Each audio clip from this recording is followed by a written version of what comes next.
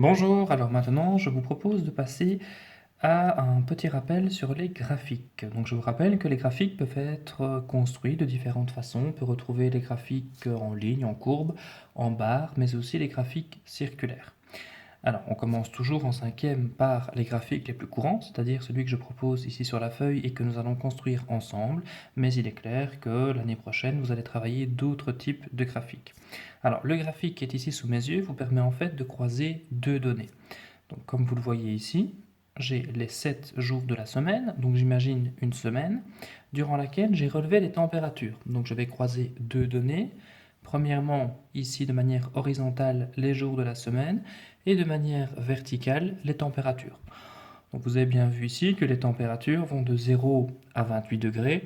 Donc voilà, on est bien d'accord que le graphique ici va représenter une situation par exemple en Belgique, mais si maintenant on avait voulu prendre comme exemple l'Afrique, par exemple, il est clair qu'on aurait été plus haut dans les températures. Et inversement, si on avait voulu prendre un pays plus froid, voire même la Belgique en hiver, on aurait dû envisager de pouvoir voir également les nombres négatifs. Donc imaginons ici que nous sommes fin avril, début mai, plus ou moins la période à laquelle nous sommes pour l'instant, et les températures sont positives, mais ne sont pas, bien entendu, excessives.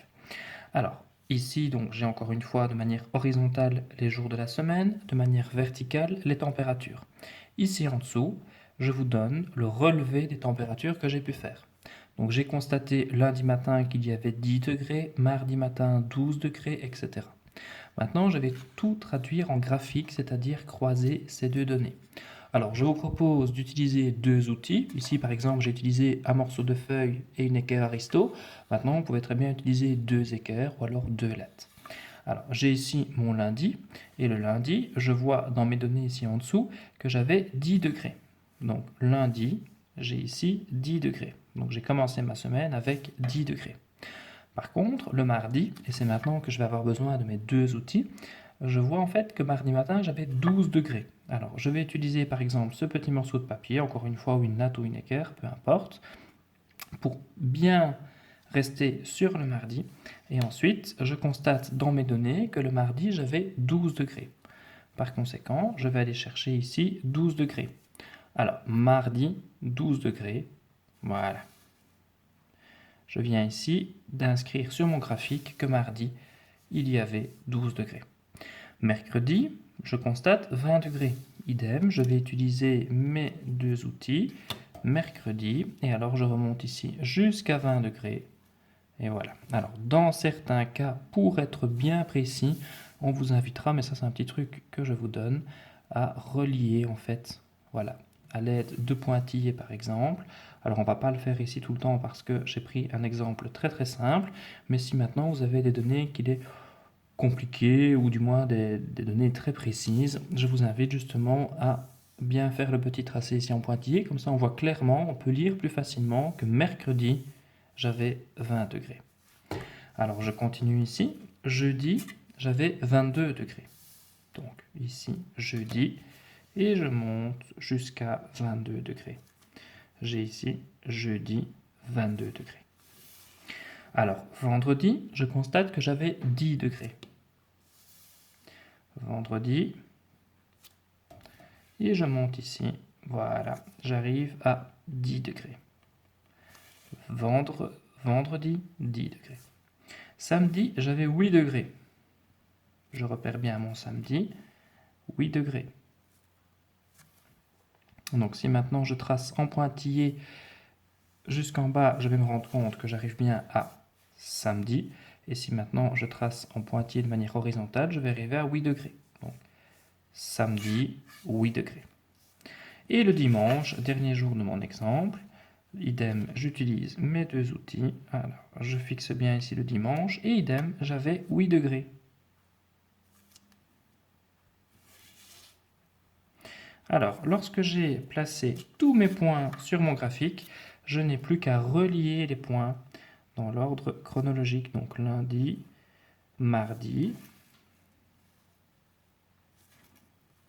mercredi, jeudi,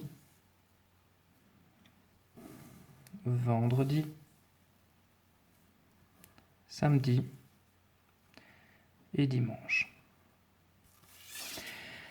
Alors, mon graphique ici que je viens de tracer, ben voilà, je vois qu'il est propre, qu'il me croise tout simplement donc les jours de la semaine et les températures. Et il me permet en fait d'un point de vue mathématique de tirer plusieurs conclusions.